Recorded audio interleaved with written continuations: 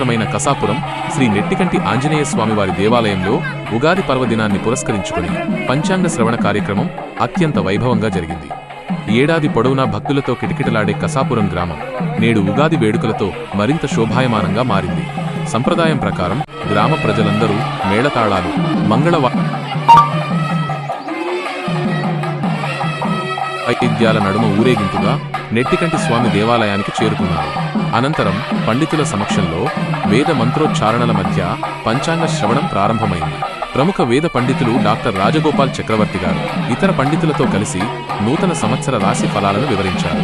ముఖ్యంగా ఈ ఏడాది వర్షపాతం ఎలా ఉండబోతోంది, వ్యవసాయ పరిస్థితులు, రైతులకు పంటల దిగుబడిపై ఉండే ప్రభావం వంటి కీలక అంశాలను భక్తులకు వివరంగా తెలియజేశారు. తమ భవిష్యత్తును, గ్రామాభివృద్ధిని పండితుల నోట వినేందుకు ప్రజలు పెద్ద సంఖ్యలో తరలివచ్చారు. అధికారుల తీరు ఈ వేడుకను విజయవంతం చేయడంలో ఆలయ ఈవో విజయరాజు గారు ప్రత్యేక చొరవ చూపారు. భక్తులకు ఎటువంటి ఇబ్బందులు కలగకుండా పక్కా ఏర్పాట్లు చేయడమే కాకుండా దేవాలయంలో నిరంతరం సేవలు అందిస్తున్న ఉద్యోగులను ఈ సందర్భంగా గౌరవించుకున్నారు. వారికి ఉగాది పురస్కారాలు, జ్ఞాపికలు మరియు నూతన వస్త్రాలను అందజేసి అభినందించారు. చివరగా కార్యక్రమం ముగిసిన అనంతరం గ్రామస్తులు ఆలయ అధికారులకు ధన్యవాదాలు తెలిపారు.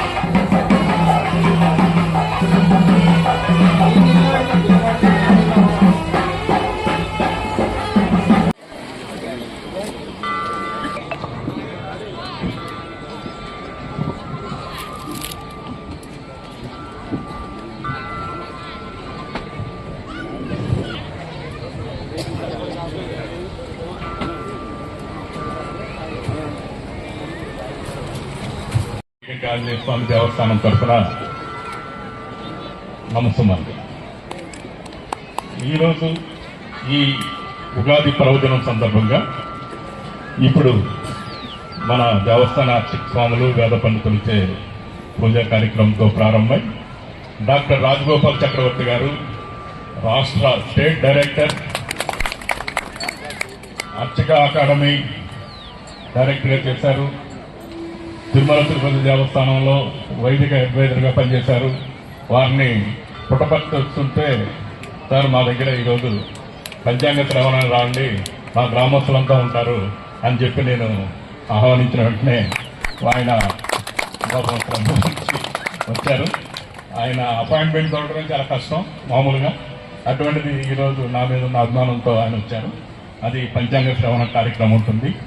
అలాగే ఈ పంచాంగ శ్రవణం కార్యక్రమం అయిపోయిన తర్వాత మన దేవాలయ పునర్నిర్మాణ మహామండపం దాత శ్రీ చల్లా ఆంజనేయ ప్రసాద్ గారు ఫ్యామిలీతో వచ్చారు.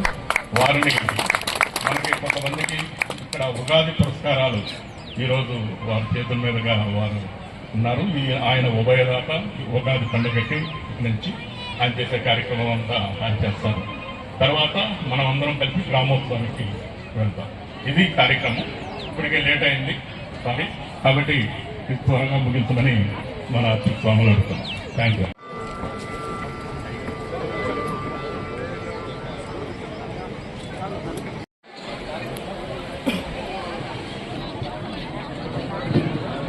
చేసేకి ఒకటే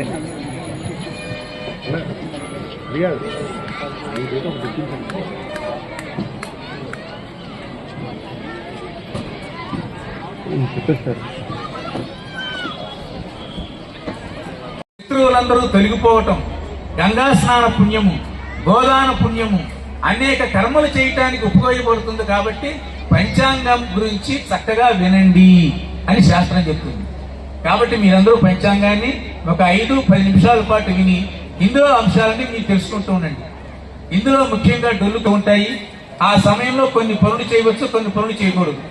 వివాహము, ఉపనయనము, యజ్ఞం చేయటము, మండపాలు నిర్మించడము ఇలాంటివన్నీ డొల్లు కత్తిరి నిధికర్తలో చేయవచ్చు, మిగతా పనులు చేయకూడదు. గురుమూఢమి శుక్రమూఢమి వచ్చినప్పుడు అల్ప వృక్షంగా తీర్చిదిద్దుతూ ఉన్నారు విజయనగరాజు. విజయరాజు గారు ఎక్కడ ఉంటే అక్కడ విజయమే. ఎందుకంటే గతంలో ఉరుకొందలో పనిచేసినప్పుడు బ్రహ్మాండంగా అక్కడ ప్రాకారాలు, గోపురాలు, కుంభాభిషేక కార్యక్రమాలు నిర్వహించడం, అంతకు పూర్వం కృష్ణా జిల్లా కమిషనర్గా ఉన్నప్పుడు తిరుమలగిరి మొదలైన చోట్ల కుంభాభిషేకాలు నిర్వహించడం, అంతకుముందు హైదరాబాద్లో కూడా పనిచేసినప్పుడు బల్కమ్మ దేవాలయం మొదలైన చోట్ల కుంభాభిషేకాలు నిర్వహించడం.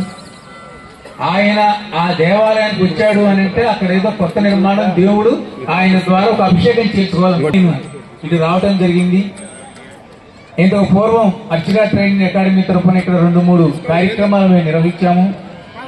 అర్చక స్వాములు, వేద పండితులు అందరూ సహకరించి ఆ కార్యక్రమాలన్నీ విజయవంతం చేయడం జరిగింది.